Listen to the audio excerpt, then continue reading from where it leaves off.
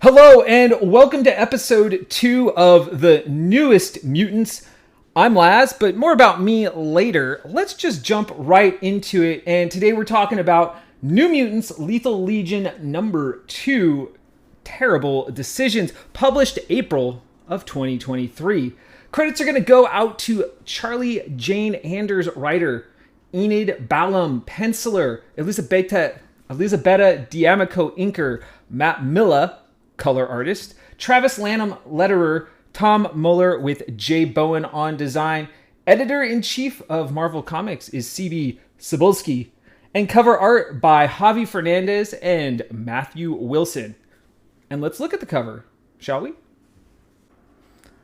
Okay, let's take a look at this cover. It's an awesome cover. Maybe my favorite cover of this entire 5-book series. What we have here is Escapade disguised as classic villain, the Reaper. Of course, she's not dressed like the Reaper during the comic at all, but it's kind of an awesome cosplay.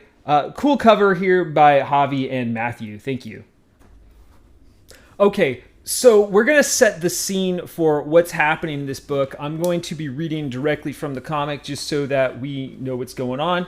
And this is a little synopsis. Okay, here we go. Sheila Sexton, a.k.a. Escapade, has been through it. Freshly recruited to the New Mutants, Escapade's first mission was anything but ordinary. After all, it's not every day you defeat a mutant organ harvesting Sublime and his human with your fellow New Mutant friends, or prevent the prophecy of your best friend Morgan Red from dying.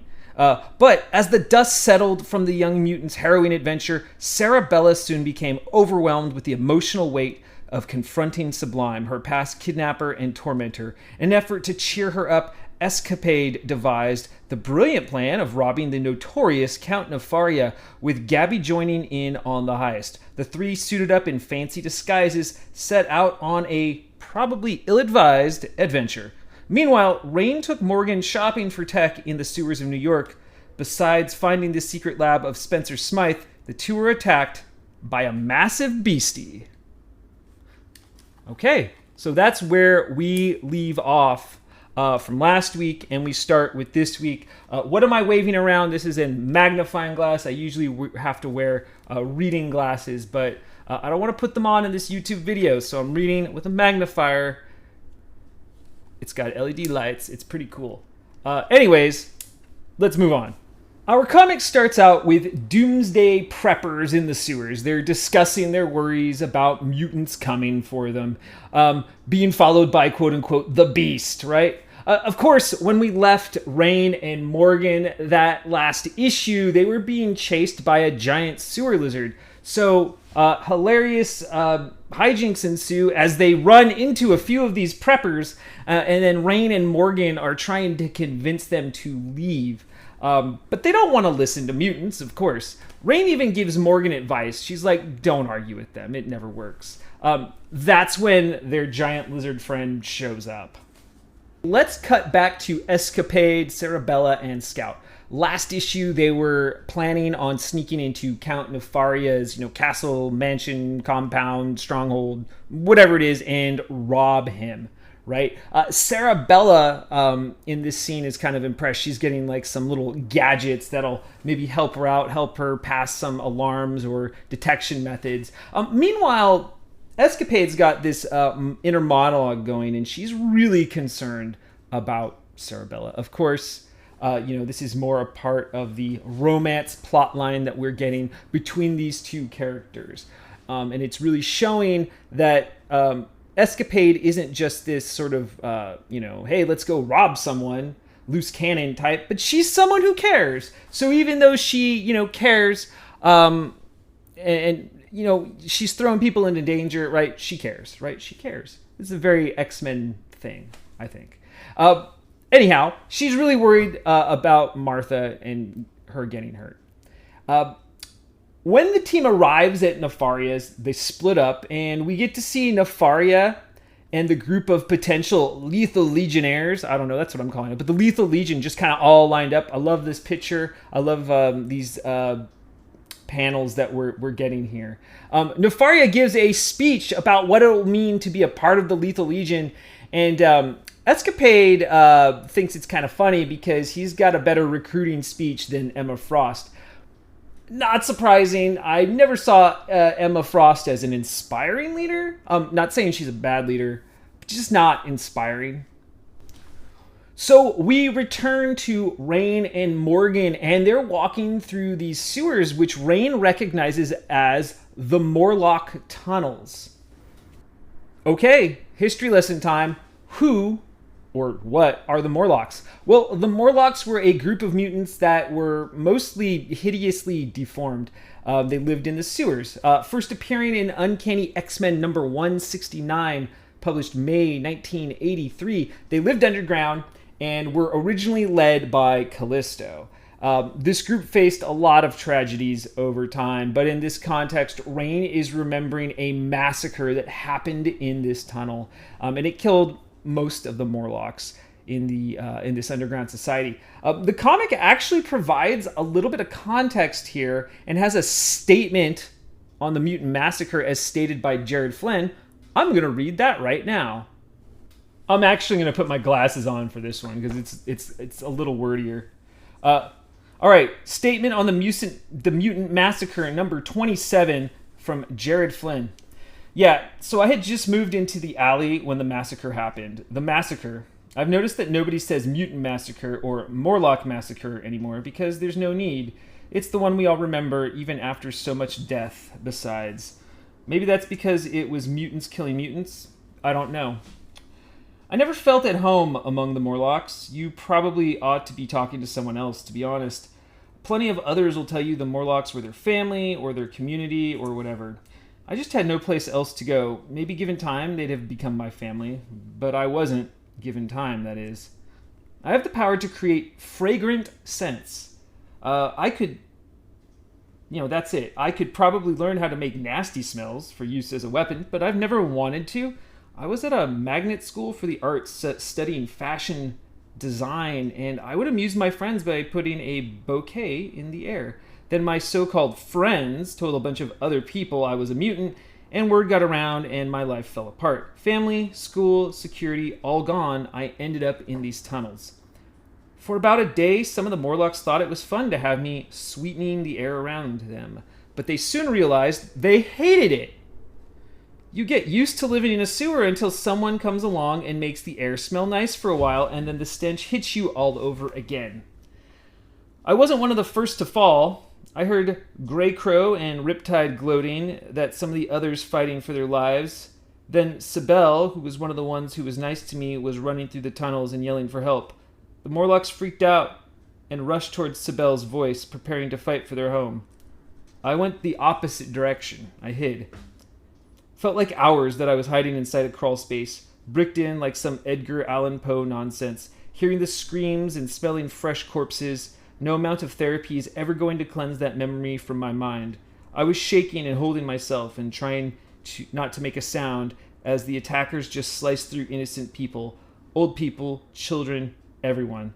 My nostrils were burning and my eyes were overflowing, and I felt so cold, so sick, I wanted to throw up. I lost control over my bodily functions before I lost control of my powers.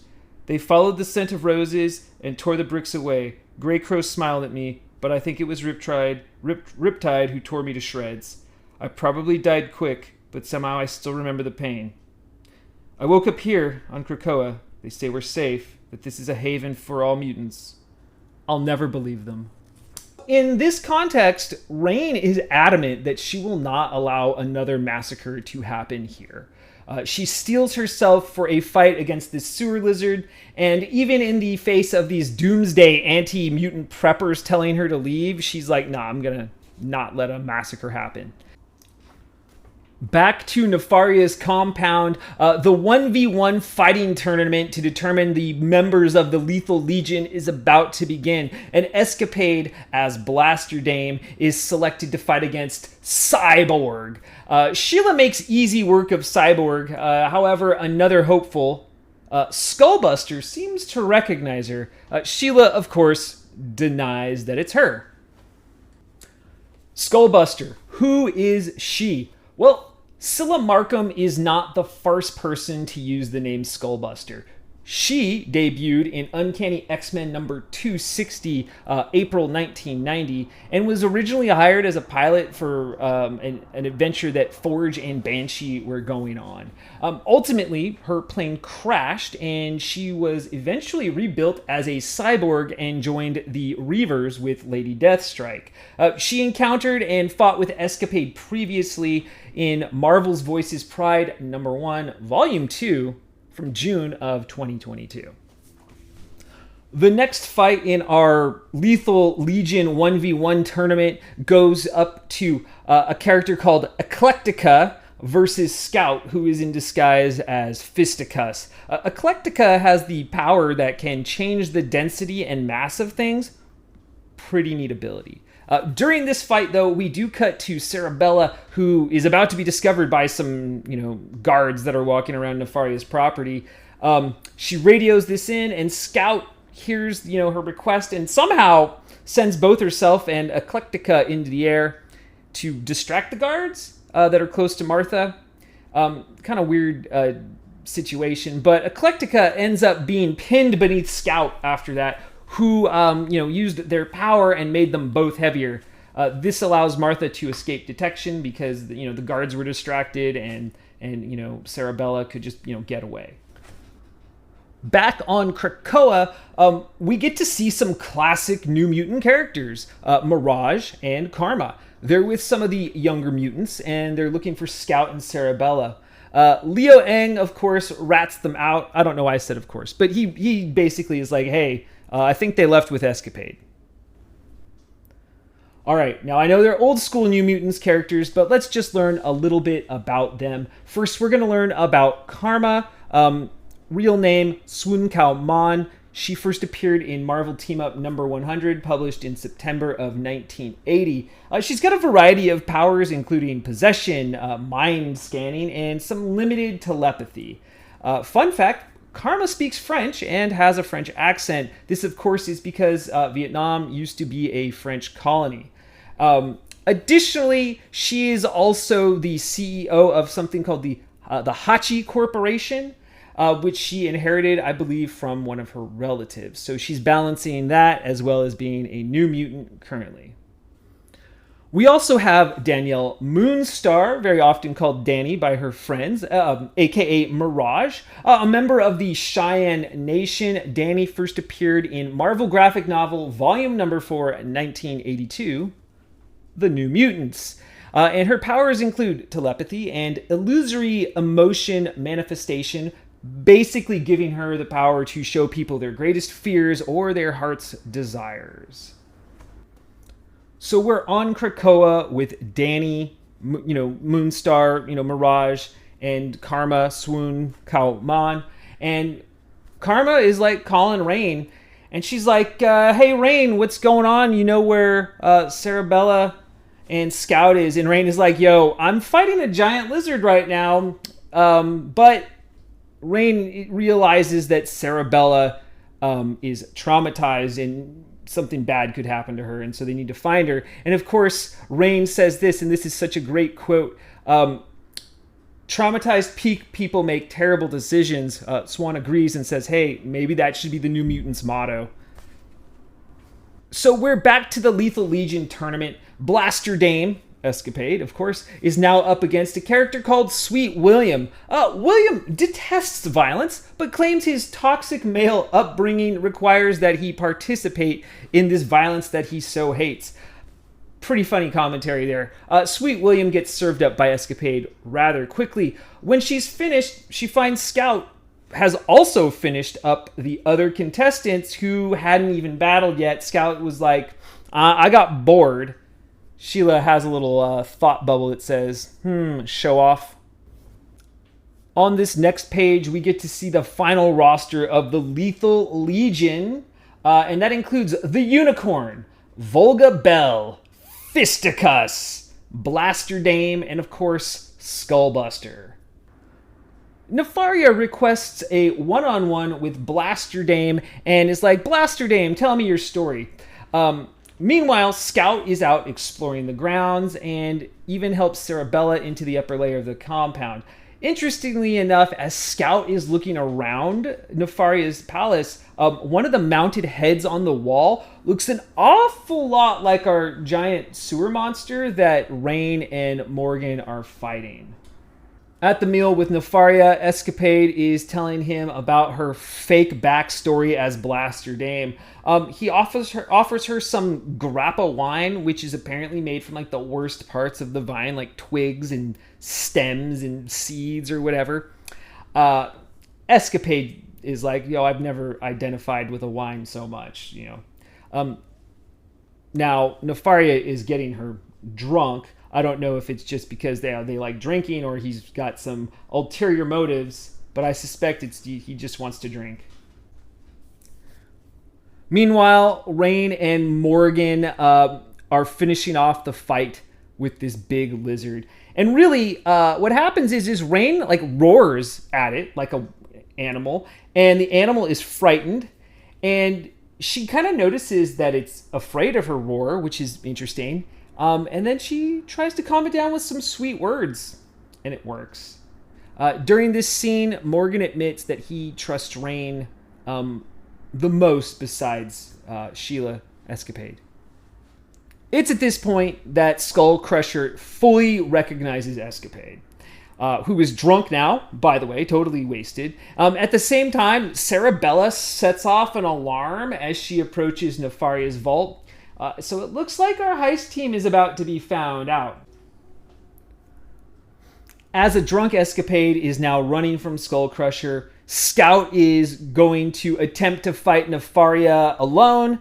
That's when Escapade pops in while she's running away and uses her powers on Scout, taking Scout's claws away from her so that Escapade can fight Skull Crusher. And Scout's not happy, but that's how the issue ends. It ends at the precipice of what looks like to be a big fight between our friends in the New Mutants and the newly formed Lethal Legion. So now that we've discussed the plot of this issue, I'd like to talk about myself for just a moment. Today, I want to lay out a roadmap for how I want this channel to evolve. What I'm looking for, I want this channel to be a place for discussion on new comics, but also a place where old school readers can come and see what's going on in the Marvel Universe today. I really want a respectful level of discourse. What I don't want are gatekeepers. I don't want people who think that by virtue of reading comics first, they're a better fan. I want this to be a place for casual fans, and I want this to be a place for people who just watch the MCU, and I want this to be a place for people who are hardcore readers and try to read as much as they possibly can. Or just a spot for people who like fantastic stories and awesome art. So please, like, subscribe, leave a comment, share. If you want to help create this community like I do, please do one of those. All right, let's get back to the comics. So let's take a look at my top 3 panels for this issue. The first panel I have today is a fun panel of the assembled Lethal Legion contestants before the tournament. There's really nothing to me like a rogues gallery displaying all the villains at once to really kind of excite me into reading a book. When it's in the middle of a comic, I still like those panels, but I really like them on as a cover. There's a couple of panels in here where they kind of display like the Lethal Legion. I like it. I love rogues galleries. That's really what I'm getting at. The next panel is a little bit humorous to me, but we have Escapade as Blaster Dame squaring off against Cyborg. There is a fun little joke where Cyborg is like, my name is spelled P-S-I, and Blaster Dame Escapade is like, oh, per square inch? That's useful. Kind of a funny joke, funny misspelling. I like it. Fun panel, though, with the two of them facing off against each other. My favorite panel in this entire book, however, is a full-page piece of art that we have, and it is an image of Rain and Morgan running from the sewer lizard. It's a nice full-page panel. I think it's the best artwork in this book, so check it out. So this issue had a lot less of a setup for our narrative and much more action. Ever since Dragon Ball, I've loved fighting tournaments in movies or comic books and games, and this one is no exception. Of course, it is a little short with a total of like 3 battles being shown, but I'm still here for it, okay? We're also going to see how our B-plot with Morgan and Rain will collide eventually with the other New Mutants, having Karma called Rain saying, hey, can you help us find Cerebella and Scout? So we kind of have an idea that they'll be looking for them, and likely paths are going to converge at some point. Like that's an X. Also, what's the big deal with the lizard? We saw a similar head in Nefaria's mansion, and now Rain has made friends with this other one. What's going on? What is happening with that? I don't know. I do know. But it looks like Rain might have befriended it. Looking forward to the next issue, I suspect we're going to see a big fight with the newly minted Lethal Legion and members of the New Mutants at Nefaria's compound.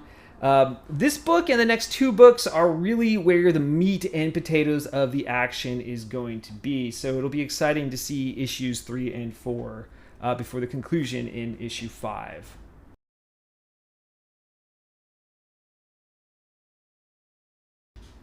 Well, that'll do it for issue 2 of New Mutants Lethal Legion. And as always, after we discuss a new comic, I'm going to show off an old comic. And today's issue is the Uncanny X-Men issue number 169. We talked about this one a little earlier as the first appearance of the Morlocks, and it's a really cool cover. Right? Look at this. I'm gonna put a digital picture up here in a second. I just want to prove that I have it.